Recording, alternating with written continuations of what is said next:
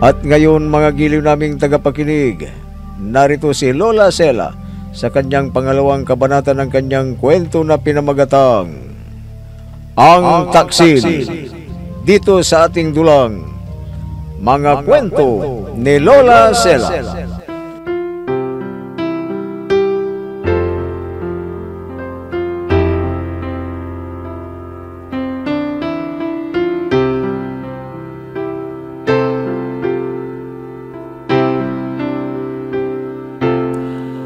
Basayang-basaya ang mag-asawang Milagros at Mariana.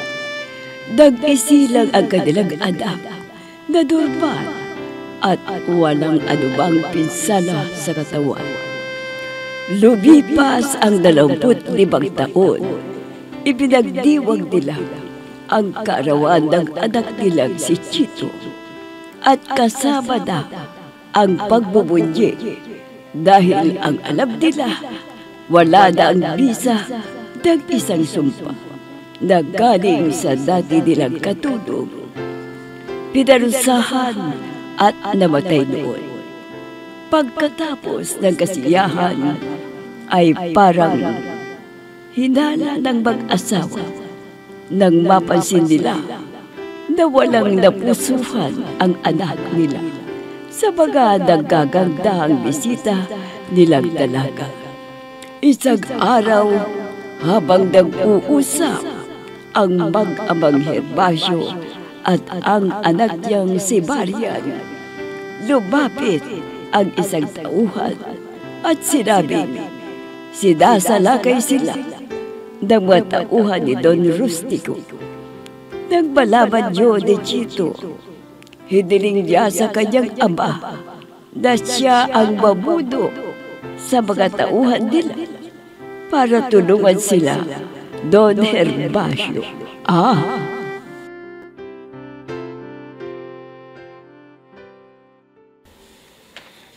Daddy. Oh, Chito, bakit anong kailangan mo, iho? Daddy, nasagot ko sa telepono ang tawag ni Don Herbasyo. Humihingi sila ng tulong dahil sinasalakay sila ng mga tauhan ni Don Rustico. At tutulong kami, Dad. Ako ang mamumuno sa ating mga tauhan. Chito? Oo, Daddy. Ako ang mamumuno. Tutulungan namin ang mga tauhan ni Don Herbasyo. Sige, iho. Subalit mag-iingat ka. Traidor ang anak ni Don Rustico. Baka atakihin ka ng nakatalikod. Hindi, Daddy. Hindi ako magpapadaig sa hambog na lalaking yun. Sige, Daddy. Halis na kami. Sige, Chito, iho. Mga kasama, muna kayo. Tutulong tayo sa mga tauhan ng Don Herbasyo. Matapag ang anak kong... Kung ganon, nagkamali ako ng hinala. Baka tutulong siya dahil sa anak na dalaga ni Don Herbasyo.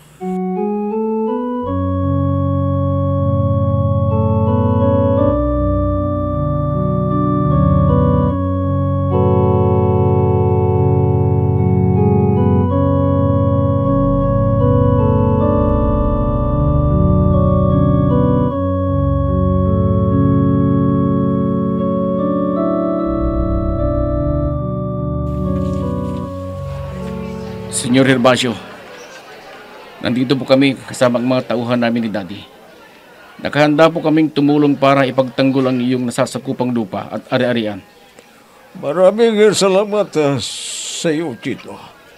Pero bakit ikaw ang namuno sa tauhan ninyo? Sana pinaubaya mo na sa inyong hida ng bodyguard ng daddy mo. Siya ang iniwan ko na magbabantay kina Mami at Daddy. Baka mas malaki din doon. At siya ang mamumuno sa mga naiwang tauhan namin. Ganun ba? Parating na ba ang mga sumasalaki ng mga tauhan ni Don Rustico? Ayon sa aming isbay, namamay nga sila doon sa silong ng malaking puno sa tuktok ng bundok ng Santa Fe. At baka mamayang gabi sila sasalakay dito. Kung ganun, maghanda tayo. Gagawa tayo ng patibong sa mga posibleng dadaanan nila para kakaunti na ang makarating dito. At kung kakaunti na sila, kayang-kaya natin silang lupigin. Napakatalino mo, Chito. Isa nga ka palang opisyal ng militar. Kaya malawak ang kaalaman mo sa ganitong sitwasyon. Sige, kung ano man ang naisip mong paraan, ipapaubaya ko sa iyo. Lahat ng sasabihin mo, susunod ang aking mga tauhan. Sige, Senyor Gervasio. Uumpisan na po namin na gumawa ng patibong ngayon din. Mga kasama, umpisahan na natin ang gumawa ng patibong para sa mga tauhan ni Don Rustico.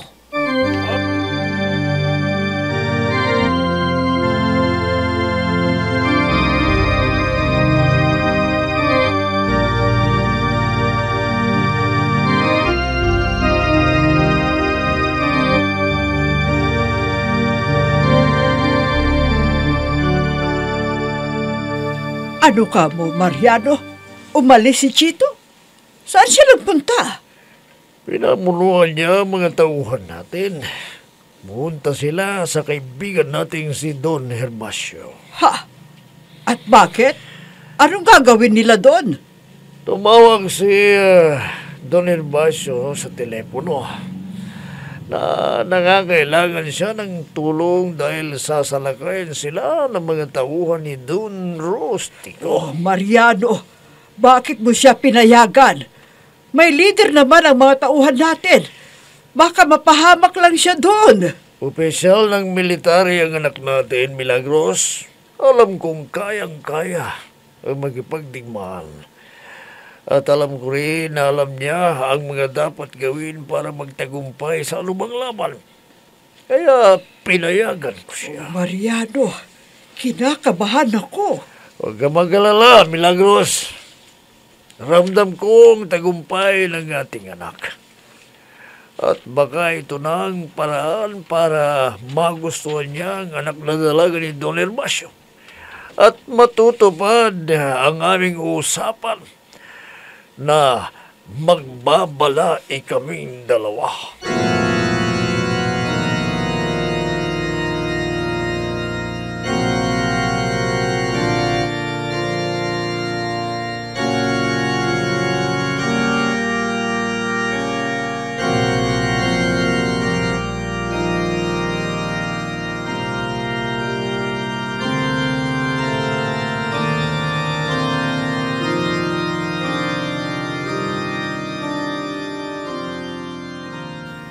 Mga kasama, ilagay na ninyo ang mga ginawa nating patibong sa mga dadaanan ng mga sasalakay ng mga tauhan ni Don Rustico. Sa palagay ko, kakaunti ang makakarating na tauhan ni Don Rustico sa bahay ni Don Gervasio. Napakasama mong tao, Don Rustico. Gusto mo bang sakupin ang lupain na pag-aari ni Don Gervasio? Pero hindi ko hahayaang magtagumpay ka sa iyong hangarin. At nabalitaan ko ba na gustong maangkin ng iyong anak na si Clinton, si Marian. Hindi ang katulad mo ang nararapat para kay Marian. Sarchito! Oh, Berting, tapos niyo na bang nilagay ang mga patibong? Oo, Sarchito. Dahil lagyan namin lahat doon sa posibleng daanan ng mga tauhan ni Don Rustico. Kung ganoon, tayo na. Babalik na tayo sa bahay nila Don Gervasio. Tayo na. Sumakay na kayong lahat sa inyong mga motorsiklo. Tayo na mga kasama. Bilisan ninyo.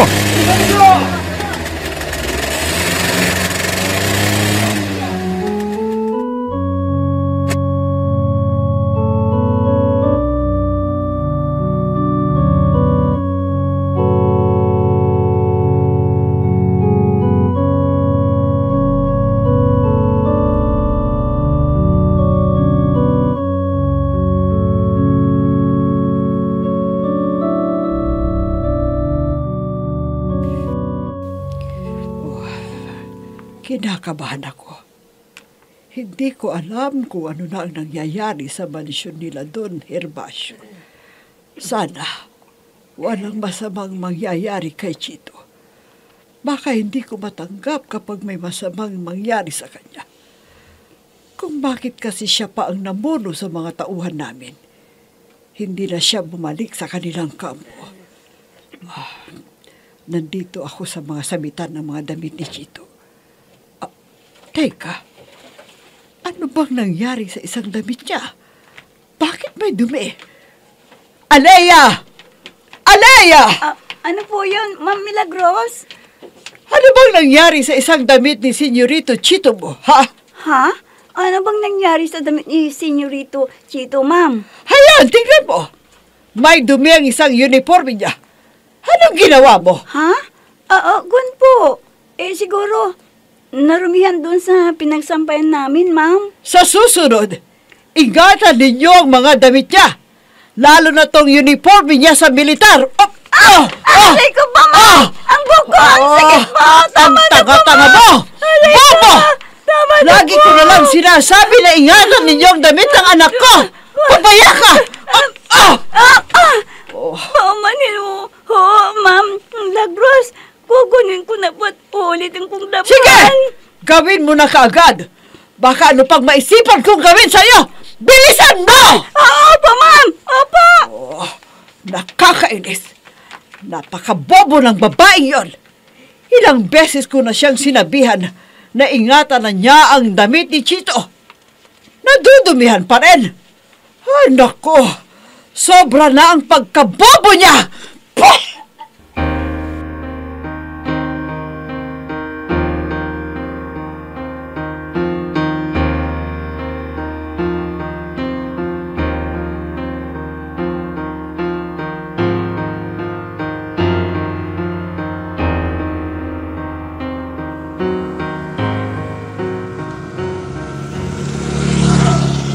Sige mga kasama!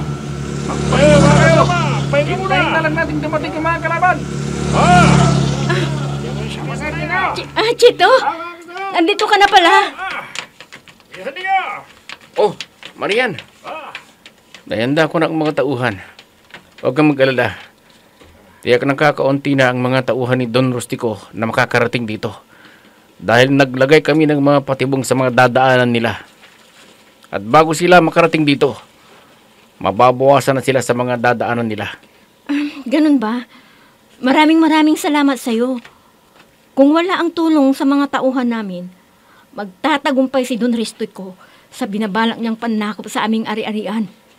Hindi ako makakapayag na magtagumpay sila, Marian. Kaya kong itaya ang aking buhay para mahadlangan sila. Talagang napakakisig niya. At sa palagay ko, may pagtingin din siya sa akin. May sinasabi ka ba, Marian? Ha? Wala, Chito. Wala. Yayayain kitang magmerenda. May mga bagong pitas na putas sa mesa. Kumain tayo, di ka? Mamaya na lang. Pupulungin ko muna ang mga tauhan para walang mapapahamak isa man sa kanila sa pagsalaki ng mga tauhan ni Don Rustico. Sige, Marian. May iwan muna kita dito. Sige, Chito. Oh, Chito. Kailan ka magtatapa sa akin ng pag-ibig? Kailan?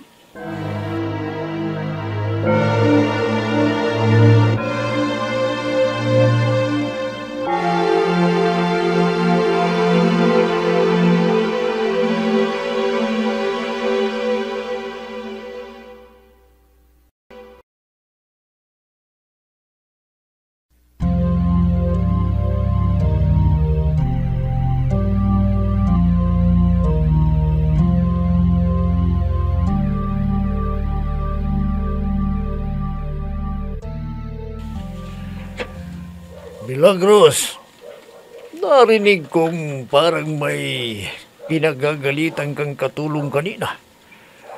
Ano bang problema? Si Alea, hindi nag-iingat sa pagsasampay ng damit ng ating anak. Ayun, narumihan ang isang uniforme niya sa militar. Napakatanga niya talaga, Mariano. Ayan mo na. Huwag mo nang pagalitan yung babae. Anong hayaan? Ayaw ko ang makakatulong na matigas ang ulo. Ayaw ko nang magkaroon ng katulad ni Mendoza na animoy lalabanan ako. Huwag mo nang balikan ang alaala ng Mendoza na yun. Naalala ko kapag may nakikita akong pasaway na katulong. Parang gusto ko na namang ulitin ang ginawa ko kay Mendoza. Ha? Ang ibig mong sabihin, papatay ka na naman ng katulong. Oo, Mariano. Baka naman kalabisan ng parusa yan sa kanila, Milagros. Anong kalabisan?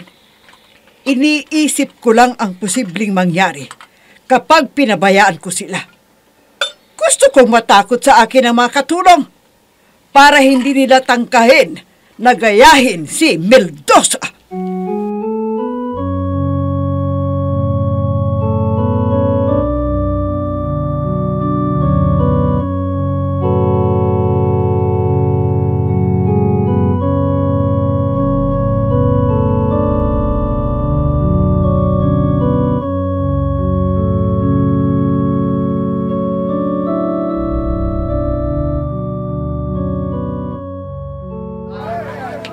Senyor Herbacio, Tukmol, anong nangyari? Bakit ang iingay ng mga kasama mo? may nakita na po ang ating spy na sumasalakay na ang mga tauhan ni Don Rustico. Marami ba ang sumasalakay? Marami po sila, senyor. Palis lang sila mula sa malaking pulo sa tuktok ng bundok ng Santa Fe. Sabihin sa mga tauhan na huwag silang mag-alala. Nandito ang mga tauhan ni Don Mariano sa pamumuno ni Chito. Isang opisyal pala siya ng militar. Sige na, Tukmol. Masusunod ka agad, senyor. Papa, anong sinabi ni Tukmol sa inyo? Natanaw na raw ng ating spy ang mga tauhan ni Don Rustico na sumasalakay mula sa malaking puno sa tuktok ng bundok ng Santa Fe. Ganun ba? Oo. Pero baka hindi na sila makakarating dito, Papa.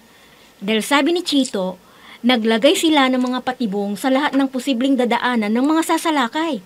Oo, sinabi niya sa akin yan.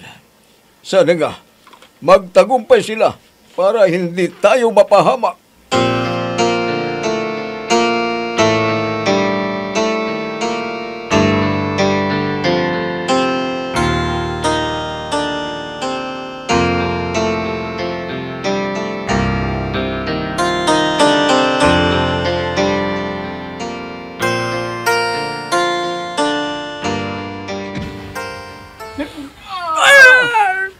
Sige mga kasama, paulan lang sila ng bala. Sige! Sir Tito! Sir! Oh, bakit Jinggoy? Sir Tito, ang anak ni Don Rustico, tumatakas na.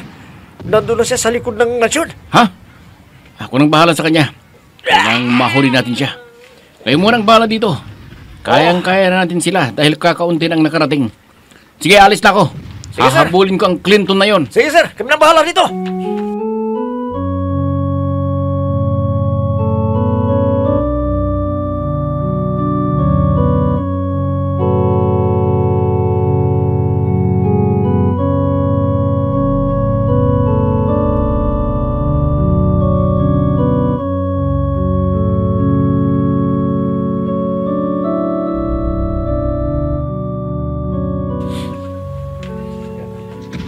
Dito ko nakitang sumuot ang Clinton na yon.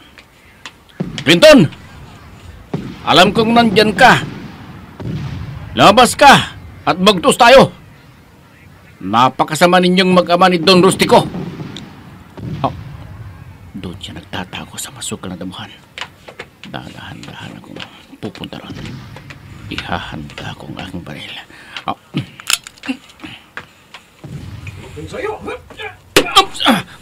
No, ulag na aking baril. Di ba? May isa pa akong baril.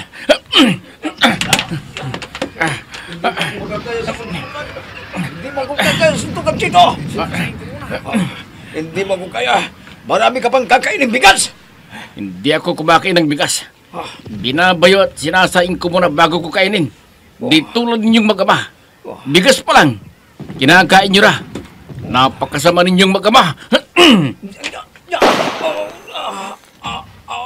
Tinabahan ako sa dibdib. Pupulwag ang aking dugo. Katapusan mo na, Clinton. Ha? Itong sa'yo! Ang mata ko!